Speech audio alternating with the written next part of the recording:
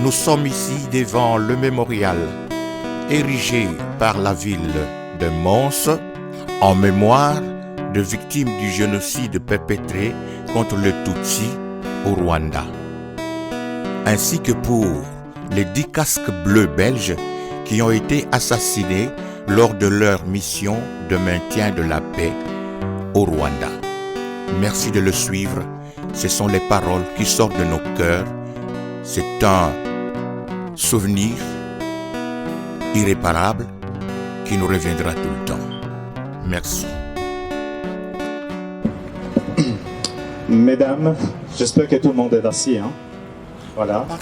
Mesdames, Messieurs, distingués invités, en vos différents titres et qualités, chers invités, chers rescapés, merci de votre présence, d'être ici parmi nous. Merci de répondre à cette invitation. Bienvenue à toutes et tous dans le cadre de ce devoir de mémoire consacré donc à la 28e commémoration du génocide perpétré contre les Tutsis et l'assassinat des 10 casques bleus belges survenu le 7 avril 1994. Permettez-moi de vous présenter des invités officiels qui sont parmi nous ici.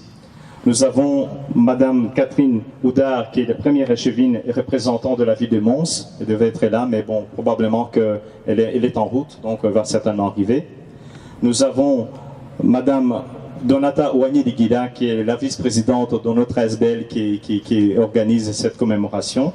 Donc, elle est vice-présidente de l'ASBL et rescapée du génocide perpétré contre les Tutsis et des familles des 10 casques bleus belges ici, donc en sigle RGTH. Nous avons le colonel d'aviation, administrateur militaire Guy de Dobellard, commandant militaire de la province du Hainaut, qui est parmi nous là devant, ainsi que ses collègues. Nous avons l'adjudant-major Philippe de Berck, adjudant de corps. Nous avons le premier caporal-chef Fabrice Castellin, caporal de corps. Nous avons également parmi nous Monsieur Louis Lougain-Bagé, le vice-président de l'ASBL international du rescapé du génocide perpétré contre les Tutsis. Nous avons également Monsieur Olivier Obermeister, qui est représentant de la communauté juive, de service social juif ASBL. Nous avons également Monsieur Robert Mugaouindekwe, le vice-président de l'ASBL Molien, qui est parmi nous également. Je pense que tout le monde entend. Voilà, nous avons donc ici l'ASBL RGTH, qui est donc de la province de Hainaut, donc qui est à l'initiative donc de cette commémoration. On a donc depuis 2017, qui est cordialement reconnaissante à la ville de Mons pour la réalisation de ces stèles ici que vous voyez derrière nous. Donc c'est un symbole dont l'objectif est de permettre effectivement aux rescapés de se recueillir lors du devoir de mémoire qui nous réunit tous ici, afin de rendre hommage à toutes les victimes du génocide perpétré contre le Tutsi au Rwanda en 1994. Merci en tout cas de votre présence, d'être ici pour ce devoir de mémoire.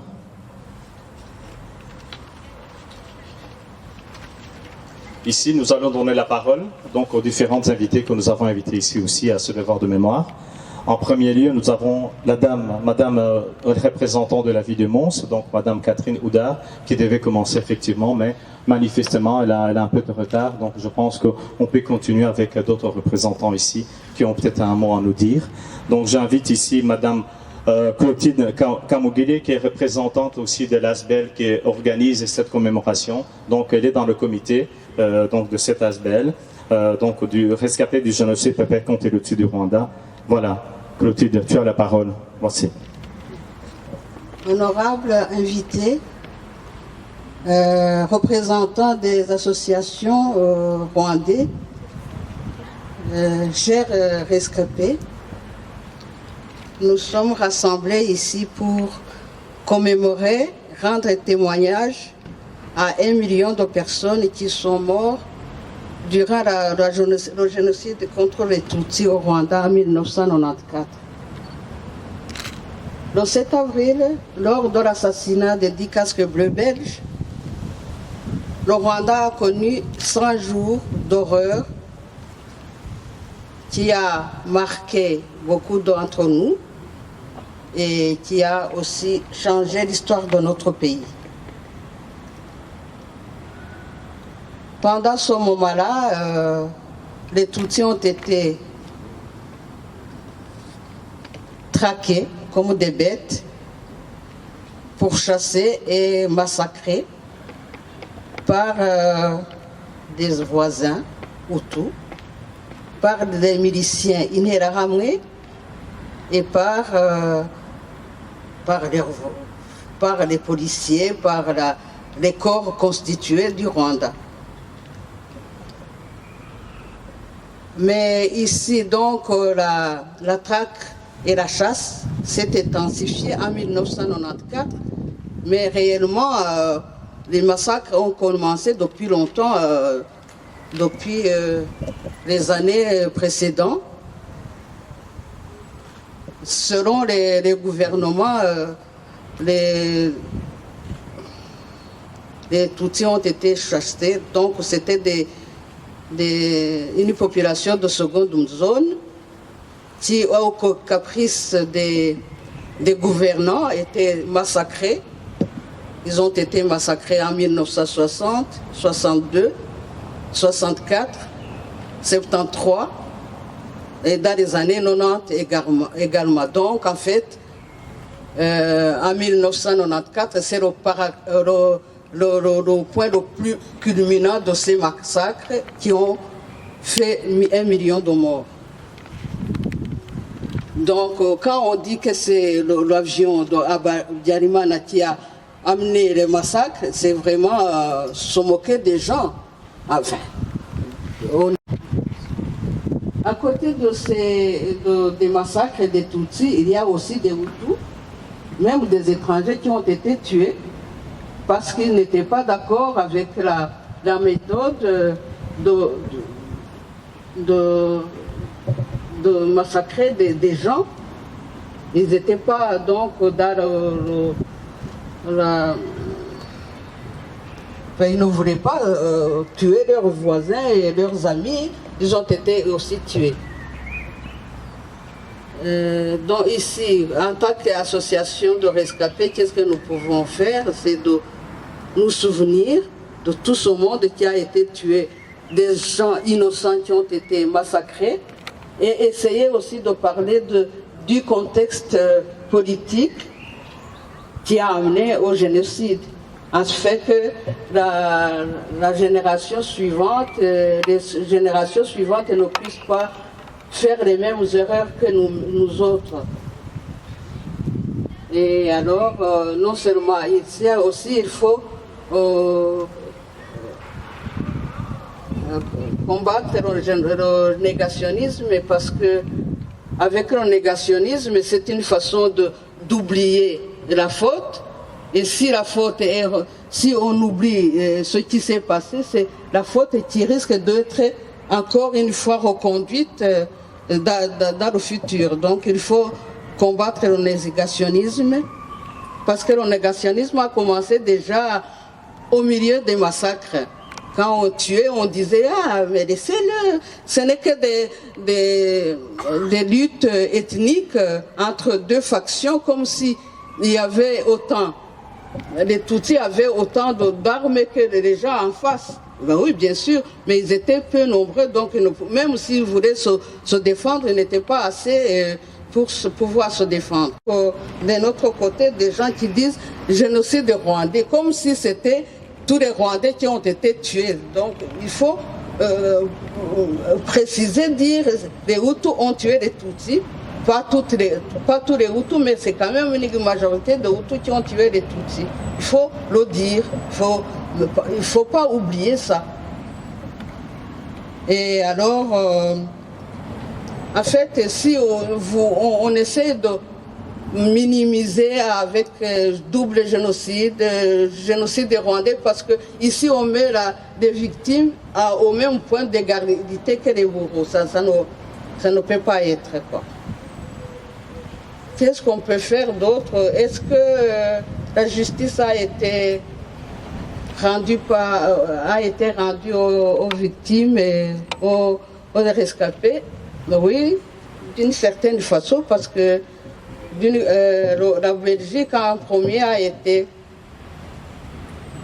il a traduit quelques génocidaires devant la justice, et nous remercions le pays. Mais il y a d'autres génocidaires qui se baladent à gauche, à droite et qui ne sont pas pris et qui ne sont pas jugés. Qu'est-ce qu'on peut dire d'autre? Parce que ici, si on pouvait parler sur le génocide et sur les rescapés et tout ce qui s'est passé au Rwanda, on prendrait des jours et des jours. Et on n'a pas des jours pour en parler. Mais ce qu'on peut dire, c'est que malgré ce qui s'est passé, il y a eu des lueurs d'espoir, parce que quand même, il y a une partie des Hutus, un petit nombre qui a caché les Tutsis et qui a permis des rescapés d'échapper à leurs poursuivants, quoi. C'est sûr. Oui, merci. Voilà, je pense que je le parle comme ça. Merci Clotilde pour rappeler les circonstances dans lesquelles s'est déroulé le génocide. Chers rescapés que vous êtes ici, chers amis du Rwanda qui sont là, chères familles, elle rappelle effectivement le drame qu'a connu notre pays en 1994. Le drame, je pense qu'on a touché vraiment le fond. Et notre ASBEL RGTH essaie toujours de rendre hommage. C'est la raison pour laquelle nous avons la stèle ici qui a été érigée ici l'année passée. Nous continuons effectivement à nous battre contre le négationnisme, mais le drame effectivement qu'a connu notre Rwanda. Merci de votre présence ici pour essayer de raviver cette mémoire, pour que plus jamais ne puisse ça se reproduire, parce que je rappelle brièvement que notre pays a connu vraiment le drame, dans la mesure où tous les gens qui ont été exterminés, ben, c'était parmi des gens quand même qui étaient dans la force de l'âge, parmi des intellectuels. Donc le pays a perdu énormément des professeurs, des savants, et la liste elle est longue. Donc on a vraiment perdu énormément. C'est la raison pour laquelle il faut continuer afin que plus jamais ne puisse se reproduire et tirer des leçons des erreurs que commettent les hommes, nos dirigeants, etc., etc. Voilà, donc c'est la raison pour laquelle vraiment je tiens à féliciter le comité donc du RGTH, Donata et Clotilde et moi-même qui faisons notre maximum pour continuer à rendre hommage à toutes les victimes de ce génocide. Donc ici, pour le moment, je vais vous inviter à observer 1 minute de silence en mémoire de toutes ces victimes. S'il vous plaît, vous pouvez vous lever, on va observer 1 minute de silence en mémoire de toutes les victimes.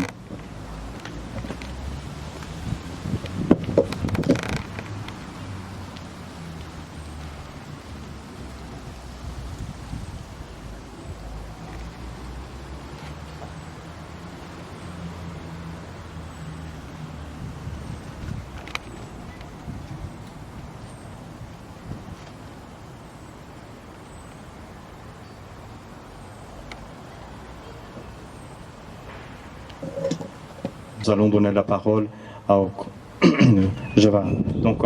colonel d'aviation, administrateur militaire Guy Dobelard, qui est commandant militaire de la province du Hainaut. Il a un mot à nous adresser. Vous avez la parole. Bienvenue parmi nous, colonel Dobelard, s'il vous plaît. Voici, vous avez la parole. Merci.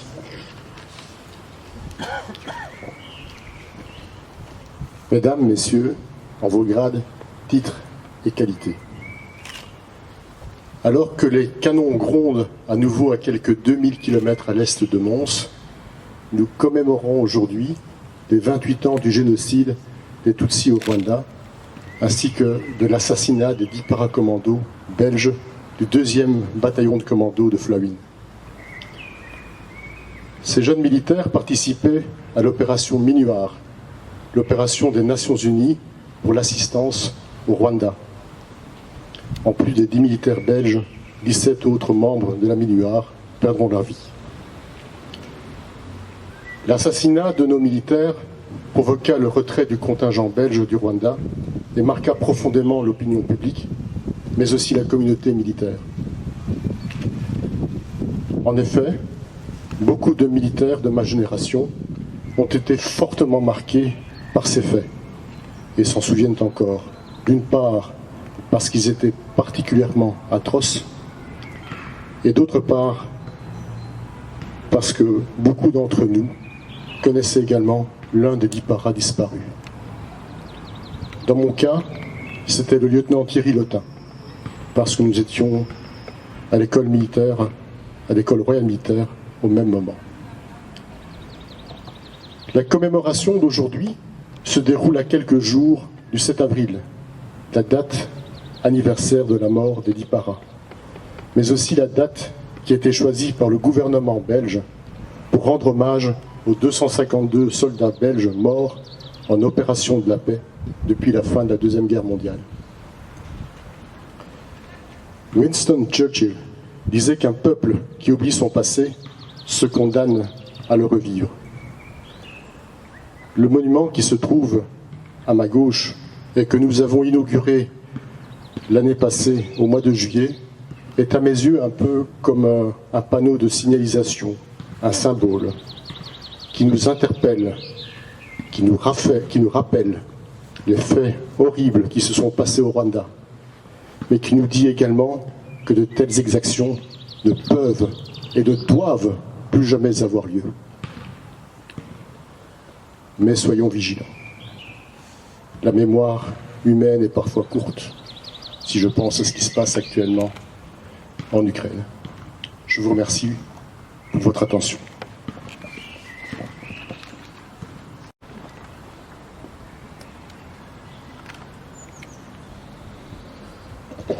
Voilà, nous venons encore d'écouter une chanson des circonstances. Merci à Donata de nous avoir aussi permis d'écouter cette chanson qui nous rappelle.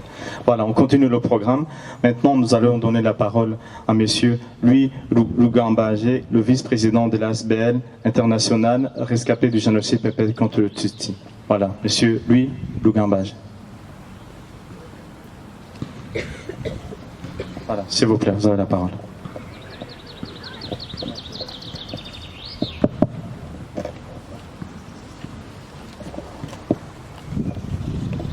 Mesdames, Messieurs, je commence par remercier les organisateurs de cet événement, le comité d'organisation de RGTH, les représentants de l'armée, les rescapés du génocide et tous les invités. Il m'est toujours difficile de parler dans de telles circonstances. Mais c'est un devoir. Le devoir de mémoire. Et nous sommes ici pour ça.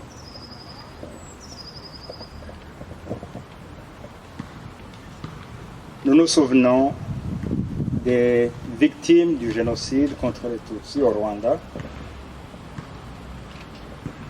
de leur souffrance, surtout des 3 derniers mois de leur vie, mais aussi, comme on l'a entendu dans la chanson, de leur vie en général. Les membres de nos familles, nos amis, nos collègues, nos voisins, qui ont perdu leur vie dans cette tragédie, n'ont pas seulement vécu pendant les 3 derniers mois du génocide. Ils ont vécu pendant 10 ans, 30 ans, 70 ans. Et nous nous souvenons de ça, parce que ils nous ont légué. Nous avons ce devoir aussi. Nous avons gardé leurs valeurs, nous avons gardé leur courage, et il est de notre devoir de le clamer haut et fort au monde entier. Aujourd'hui, on n'est pas très nombreux. Je parlais avec mes amis tout à l'heure. Excusez-moi si c'est un secret que je vais révéler, mais je suis comme ça. Il paraît qu'il y a eu une campagne pour empêcher les gens de venir. Mais ce n'est pas important. Le plus important, ce n'est pas le nombre, mais c'est le cœur. Et nous sommes venus avec ce cœur de devoir pour les nôtres, les victimes du génocide eux-mêmes, mais aussi les 10 soldats, les 10 casques bleus belges qui ont donné leur vie en combattant pour la paix. Pour leurs représentants, leurs familles, je leur dis, soyez fiers. C'est pas n'importe qui finit sa vie comme ça. En fait, c'est un rêve de beaucoup de soldats de finir sa vie en héros comme ça. Et nous les gardons en mémoire pour toujours. Pour les rescapés, je dis courage. Nous représentons tous les nôtres qui sont partis. Et nous avons un devoir, pas seulement de mémoire, mais un devoir de paix aussi. Ils nous ont légué ce flambeau. Et notre devoir, c'est de faire tout ce qui est en notre pouvoir pour que ce qui s'est passé en 1994 ne se reproduise jamais. Avant de terminer, je représente l'association Yichumbi, mais je ne suis pas seul. Je suis venu avec mon collègue Epimac Cherti. Et sur ce, je vous remercie.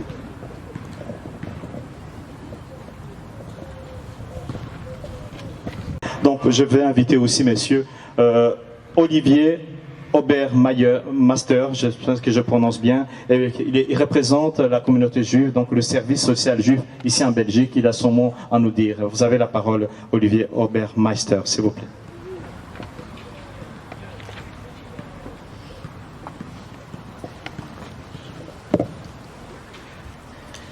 Madame, Messieurs, merci pour l'invitation RGTHB AFBL, rescapé du génocide perpétré contre les Tutsis au Rwanda en 1994 et les familles des 10 casques bleus belges en Belgique.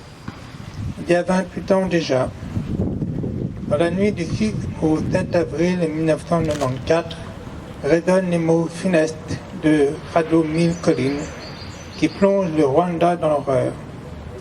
En 100 jours de barbarie et de terreur, plus d'1 million de Tutsis ont assassiné dans l'indifférence générale. 28 ans plus tard, le 7 avril 2022, les rassemblements et les commémorations du génocide des Tutsis nous rappellent cet indescriptible drame. Cette année revêt un caractère plus particulier, encore, car chaque jour correspond au jour de 1994. Chaque année, depuis 28 ans, des marches au flambeau sont organisées à travers la Belgique pour commémorer le génocide contre les Tutsis au Rwanda en 1994. Au travers du souvenir de ces jours de haine et d'horreur, c'est tout un processus de résilience qui fut mis à l'honneur. Commémoration, justice, transmission, éducation. Des maîtres mots pour proclamer plus jamais fin. Très vite, les rescapés du génocide des Tutsis étaient tournés vers le service social juif. Le travail d'accompagnement effectué par notre institution auprès des survivants de la Shoah constituait, aux yeux des rescapés Tutsis, une expérience sur laquelle s'appuyer au cours de leur processus de résilience. Ils pensaient trouver chez nous une écoute et une attention particulière, plus consciente de l'horreur qu'elles avaient traversée. Déjà, la question de la mémoire et de la transmission s'imposait comme essentielle. Nous avons modestement proposé une présence aux rescapés Tutsis. Il s'agissait de les soutenir dans l'ouverture de leurs droits sociaux, droit au séjour, logement, emploi, santé. En somme, de favoriser leur intégration en Belgique. Au fil du temps, le besoin pour les Tutsis de reconnecter à leur identité s'est affirmé. Ils avaient la volonté de reprendre la main sur l'histoire, de transmettre une culture. Il fut alors créé le groupe Identité Tutsi, dont le but était de réfléchir à une question prégnante. Qu'est-ce qu'être Tutsi? Comment réinvestir une identité au-delà du génocide?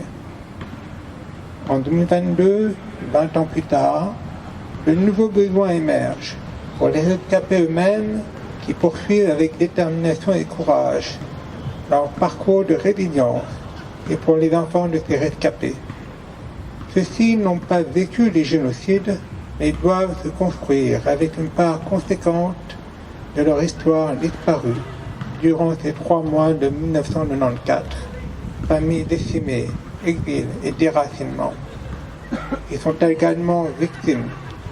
À l'âge où l'on bâtit son identité, il semble primordial d'accompagner ces jeunes à réinvestir une part dans leur histoire, au-delà du génocide. Il s'agit de permettre à ces jeunes de se réapproprier une part de leur culture, de leur histoire. Des rencontres ont déjà eu lieu afin d'organiser la suite de notre intervention. Le service social juif, riche de son histoire et de son expérience, et reconnaissant de la confiance accordée par les rescapés du génocide et Tutsis au fil du long travail de résilience et de mémoire. À qui m'adresser? À qui m'adresser? À qui m'adresser? Aïe. Quoi faire?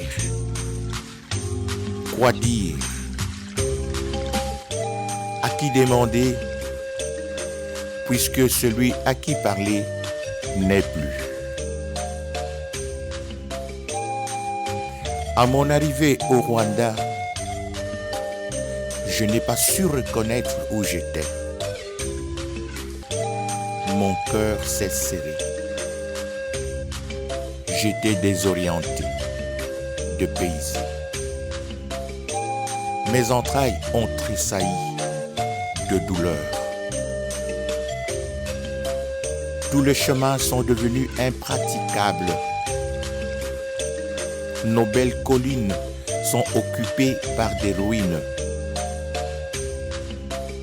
Là où jouaient les enfants est devenu le domaine des animaux sauvages. Les pleurs des orphelins sont assourdissants. La femme, mère d'enfants, vit dans la solitude. Les veuves souffrent du désespoir. Aïe! Quoi faire? Quoi dire? À qui demander? Puisque celui à qui parler n'est plus. Les églises sont remplies de cadavres. Le pays tout entier étouffé de mines. Quand on se réveille, on ne sait pas si on passera la nuit. Ils ont conduit des hommes comme du bétail que l'on amène à l'abattoir. Car être un Tutsi est un péché impardonnable. Un Hutu qui ne tue pas ne doit pas vivre. Cet espion des Incontagni perdra sa vie et sa famille décimée. Aïe! Quoi faire? Quoi dire? À qui demander? Puisque celui à qui parler n'est plus.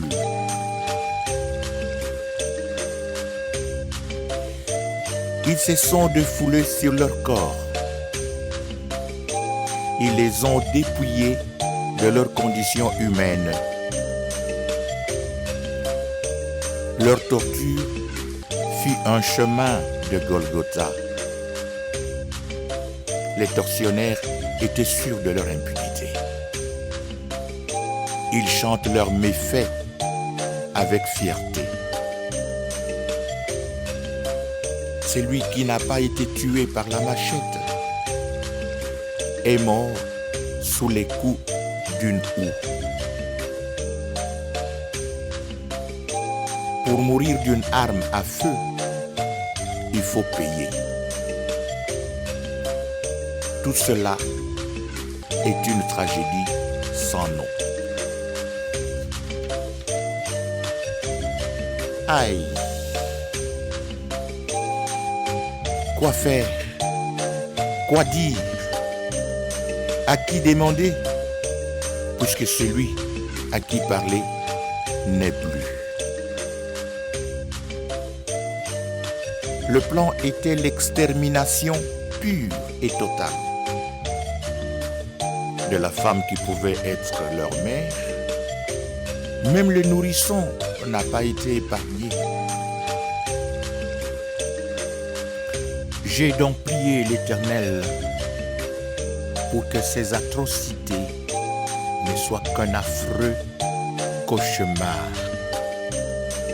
Toute cette horreur n'est pas un rêve, mais la réalité insoutenable.